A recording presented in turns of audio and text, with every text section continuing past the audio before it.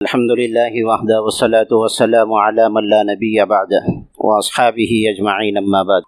قال الله تعالى: والعصر إن الإنسان لفي خسر إلا الذين آمنوا وعملوا الصالحات وتواصوا بالحق وتواصوا بالصبر. قال النبي صلى الله عليه وسلم: نعمتان مغبون فيهما كثير من الناس الصحة والفراغ، أو كما قال النبي صلى الله عليه وسلم. محترم بھائیو بزرگوں، اللہ تعالیٰ نے ہمیں بے شمار نعمتیں عطا فرمائی ہیں۔ ان نعمتوں میں سے ایک بہت ہی بڑی نعمت اللہ تعالیٰ نے ہمیں دنیا میں عطا فرمائی وہ وقت ہے۔ وقت کی قدردانی یہ ہمیں آخرت کے اندر کامیابی دلا سکتی ہے۔ حدیث پاک میں اللہ کے نبی نے فرمایا: الدنیا مزرعۃ الآخرہ، دنیا آخرت کی کھیتی ہے، اور اللہ نے دنیا کی جو زندگی دی ہے یہ آخرت کے بنانے کے لیے دی ہے۔ اس کا ایک ایک لمحہ اگر ہم بیکاری میں گزاریں گے تو آخرت میں افسوس ہوگا۔ اسی لیے حدیث پاک میں آتا ہے جنتی کو جنت میں جانے کے باوجود بھی افسوس اور خلق ہوگا۔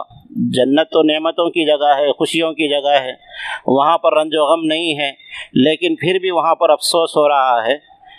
کس چیز کا افسوس ہے؟ فرمایا اس چیز کا افسوس ہے جو وقت بیکاری میں اور فضول چیزوں میں خرچ ہو گیا، کیونکہ پتہ چلے گا کہ وہاں پر جو وقت کو اللہ کی نعمتوں کی قدردانی میں گزارنا تھا، سبحان اللہ، الحمدللہ، یہ جملے اس میں ادا کر سکتا تھا لیکن ادا نہیں کیا، تو اس کو پتہ چلے گا کہ میں نے وہ وقت کو ضائع کیا ہے۔ جنت میں جانے کے بعد بھی اس کو افسوس اور خلق ہو رہا ہے۔ اسی لیے اللہ والوں نے کہا ہے: الوقت اثمن من الذهب والفضة، وقت سونے چاندی ہیرے جواہرات سے زیادہ قیمتی ہے۔ اسی لیے وقت کی قدر کرنے والوں کی زندگیوں کو آپ اٹھا کر دیکھیں۔ جو زندگی اللہ تعالیٰ نے ہمیں دی تھی وہ کتنی قیمتی تھی، وہ مرنے کے بعد پتہ چلے گا۔ آج دنیا میں ہمیں وقت کی قدر و قیمت کا پتہ نہیں ہے۔ جنہوں نے وقت کی قدر و قیمت کو دنیا کے اندر پہچانا وہ دنیا میں بھی سرخ رو اور کامیاب ہوئے، اور آخرت کے اندر بھی وہ کامیاب ہوئے ہیں۔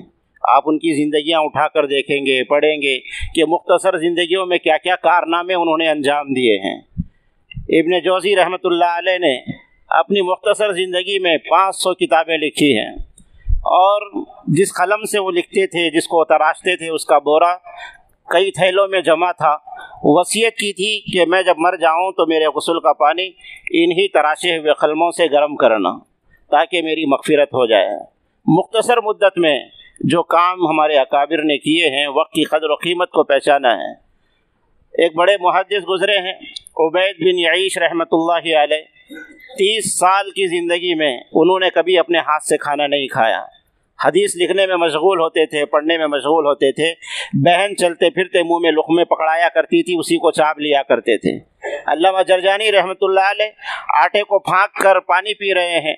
جرجانی رحمۃ اللہ علیہ کو سری سختی رحمۃ اللہ علیہ نے دیکھا کہ آپ آٹا پھانک رہے ہیں، پانی پی رہے ہیں، روٹی بنا کر کیوں نہیں کھاتے؟ تو کہنے لگے روٹی بنا کے کھانے اور اس کو چاپنے میں اور آٹا پھانک کے پانی پینے میں نے وقت کا اندازہ لگایا تو 200 آیتیں قرآن کی میں زیادہ پڑھ سکتا ہوں، 200 مرتبہ اللہ کا نام زیادہ لے سکتا ہوں، اس لیے میں نے روٹی کھانی چھوڑ دی، آٹا پھانک کے پانی پی لیتا ہوں، اس سے بھی میں زندہ رہ جاتا ہوں، زندگی کا گزر بسر ہو جاتا ہے۔ فرمایا آپ کا یہ عمل کب سے ہے؟ کہنے لگے 30 برس سے میرا یہ عمل ہے۔ اب اکابر کی زندگیوں کو دیکھیں، ضروریات پہ انہوں نے اپنے وقت کو جو ہے اللہ کی اطاعت و فرما برداری میں خرچ کیا۔ آج ہماری جوانوں کا حال دیکھیں، ہمارا وقت یارانوں میں گزر جاتا ہے، ہوٹلوں میں گزر جاتا ہے، چبوتروں پہ گزر جاتا ہے، کوئی وقت کی قدر نہیں۔ شادی بیاہ میں پوری رات گزر جاتی ہے، ہمیں پتہ ہی نہیں کہ یہ وقت کے بارے میں پوچھا جائے گا یا نہیں پوچھا جائے گا۔ اللہ کے نبی صلی اللہ علیہ وسلم نے ایک حدیث پاک میں فرمایا قیامت کے دن اللہ تعالیٰ بندے سے سوال کریں گے اور اس کے قدم اس وقت تک نہیں ہٹیں گے جب تک کہ ان سوالات کا جوابات نہ دے دیں۔ لا تزال قدم عبد حتى يسأل عن 40، 4 سوالات کے بارے میں۔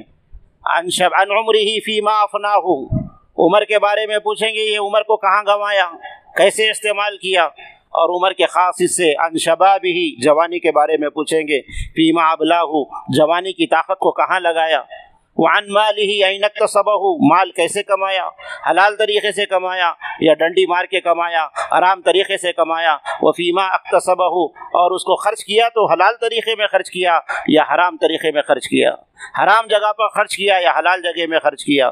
پھر فرمایا کہ اللہ تعالیٰ قیامت کے دن پوچھیں گے علم کے بارے میں، اور علم کے بارے میں ماذا عمل فیہ، جتنا علم حاصل کیا تھا اس علم پہ کتنا عمل کیا۔ بحیثیت میں مسلمان مجھے معلوم ہے 5 وقت کی نماز فرض ہے، اس پر میں کتنا عمل کر رہا ہوں، مجھے معلوم ہے شراب پینا حرام ہے، اس علم پر میں کتنا عمل کر رہا ہوں، مجھے معلوم ہے غیر محرم پہ نگاہ اٹھانا حرام ہے، میں اس پر کتنا عمل کر رہا ہوں، مجھے معلوم ہے ماں باپ کی فرما برداری کرنا ہے لیکن میں کتنی فرما برداری کر رہا ہوں، مجھے معلوم ہے سود کھانا حرام ہے لیکن میں اس میں کتنا اس پر عمل کر رہا ہوں۔ اپنی زندگیوں کو ٹٹولنا ہے میرے بھائیوں بزرگوں دوستو۔ جو اوقات اللہ تعالیٰ نے ہمیں دیے ہیں یہ بہت قیمتی ہیں، اسی لیے قرآن پاک میں اللہ تعالیٰ نے آخرت کے نقشے کو کھینچا ہے کہ وہاں پر جب آدمی دیکھے گا اپنی زندگی کو فضولیات میں گزار کے آیا، ٹائم پاس، آج ہمارے پاس جو ہے کہنے کو جو الفاظ ہیں میں ٹائم پاس کر رہا ہوں، ٹائم پاس کرنا نہیں ہے، ٹائم کو قیمتی بنانا ہے آخرت کے اعتبار سے۔ فرمایا کل قیامت میں اللہ تعالیٰ اس بندے کے اعمال کو خالی دیکھیں گے، چبوتروں پہ گزارا، تفریحوں میں گزارا، یارانے میں گزارا، بیکار اوقات میں گزارا، سیل فون کی نظر اپنی زندگی پوری کی پوری خرچ کر دی، یہ اسی کے اندر واٹس ایپ میں فیس بک میں مشغول رہا، کبھی قرآن یاد نہیں آیا، کبھی اللہ کی تسبیح یاد نہیں آئی، کبھی 2 رکعت نفل نماز پڑھنے کا احساس زندگی کے اندر نہیں آیا۔ ایسی زندگی گزارے گا تو وہاں پر اللہ سے یہی کہے گا اللہ پھر سے دنیا میں بھیج دے، میں جا کر تیری فرمانبرداری میں زندگی کو گزاروں گا۔ اللہ سے کیا مانگ رہا ہے؟ وقت کو مانگ رہا ہے، پھر سے بھیج دے، میں تیرا تابعدار بن کے آؤں گا، فرما بردار بن کے آؤں گا۔ اللہ تعالیٰ نے اس نقشے کو قرآن پاک میں کھینچا ہے، الم نعمرکم، کیا میں نے تجھے زندگی نہیں دی تھی؟ کیا تیرے پاس ڈرانے والے نہیں آئے تھے کہ تو نصیحت حاصل کر لیتا تو آج کامیاب ہو جاتا؟ تو اللہ پھر سے وقت دینے والے نہیں ہیں، جو زندگی اللہ نے ہمیں دی ہے اسی کو اطاعت و فرما برداری میں گزارنا ہے۔ اب یہ وقت کی زندگی کو کوئی قدردانی کو سمجھے گا تو اپنی آخرت والی زندگی کو کامیاب بنائے گا۔ آج مغربی تہذیب ہماری زندگی کے اندر آئی تو یہ سال آتے جاتے ہیں، سالوں کا عدلنا بدلنا کوئی معنی نہیں رکھتا، معنی تو اس بات کا رکھتا ہے کہ ہم اپنی زندگی کو بدلیں۔ سال تو بدل گیا، زندگی بدلی یا نہیں بدلی؟ بے نمازی تھا، نماز کے ذریعے زندگی کو بدلا یا نہیں بدلا؟ تو یہ زندگیوں کا سالوں کا بدلنا، دنوں کا بدلنا یہ کوئی اہم چیز نہیں، اہم چیز ہے اپنی زندگیوں کو بدلنے کا۔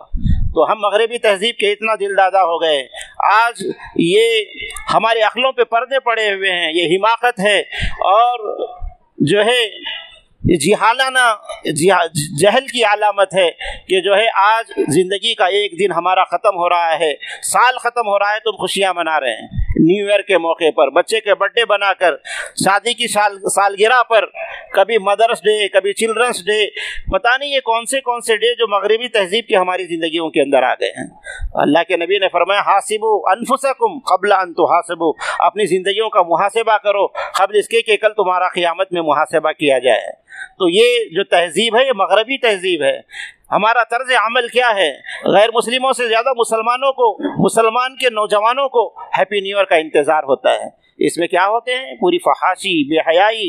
ہماری مسلم بہنوں کا یہ حال ہے کہ اس دن کا انتظار کرتی ہیں اور اس میں شریک ہوتی ہیں، رات کے 12 بج جاتے ہیں، تھوڑی دیر کے لیے لائٹ آف ہو جاتی ہے، پھر چیخ و پکار شروع ہو جاتا ہے، کیک کاٹے جاتے ہیں، اور بے حیائی کی یہ حالت ہے کہ مسلمان بچیاں غیروں سے اختلاط ہو جاتا ہے اور غیر مسلم سے اختلاط کی وجہ سے اس کے مجازی میں گرفتار ہو جاتے ہیں، اس میں فریفتہ ہو جاتے ہیں۔ اس کی نوبت یہ آ جاتی ہے کہ اسلام سے بھی ہاتھ دھو بیٹھتے ہیں۔ آج ہم ہزاروں باتیں کر لیں لیکن آج اپنی قوم کو ہم ایسے بے حیائی اور فاحش ماحول سے نہیں نکالیں گے تو وہ دن دور نہیں جو اللہ کے نبی صلی اللہ علیہ وسلم کی بشارتیں ہیں کہ مسلمان ہوگا لیکن زندگی یہود و نصارہ کے طریقوں پر ہوگی۔ تو یہ جتنے بھی چیزیں ہیں، یہ نیو ایئر کا منانا، اس کی مبارکباد دینا اسلام کے اندر ناجائز ہے۔ ایسے ماحول میں اپنے اولاد کو جانے سے بچائیں، خصوصاً اس دن میں اپنے بچوں کو اپنے گھروں کے اندر رکھیں، کہیں ایسا نہ ہو کہ کسی شرابی کے ہاتھ لگ جائیں، کسی فاحشہ کے ہاتھ لگ جائیں اور اس کی زندگی جو ہے بے حیائی میں گزر جائے اور شرابی بن کے زندگی گزارے۔ ایسے ماحول پیدا ہو جاتے ہیں۔ اس لیے میرے بھائیوں بزرگوں دوستوں، اپنی زندگیوں کو پاکیزہ بنانا اور شریعت محمدی کو معلوم کرنا اور اپنے اوقات کی قدردانی کرنا، تاکہ ہمارا یہ وقت اللہ کی فرمانبرداری میں گزرے تو کل قیامت کے دن ہماری کامیابی کا ذریعہ بنے۔ اللہ مجھے اور آپ کو صحیح وقت کی قدردانی کرنے اور مغربی تہذیب کی جو یہ روایات ہیں، جو طور طریقے ہیں، اس سے دور رہنے اور اس سے بچنے کی اللہ تعالی ہم تمام کو توفیق عطا فرمائے۔ وآخر دعوانا الحمد للہ رب العالمین۔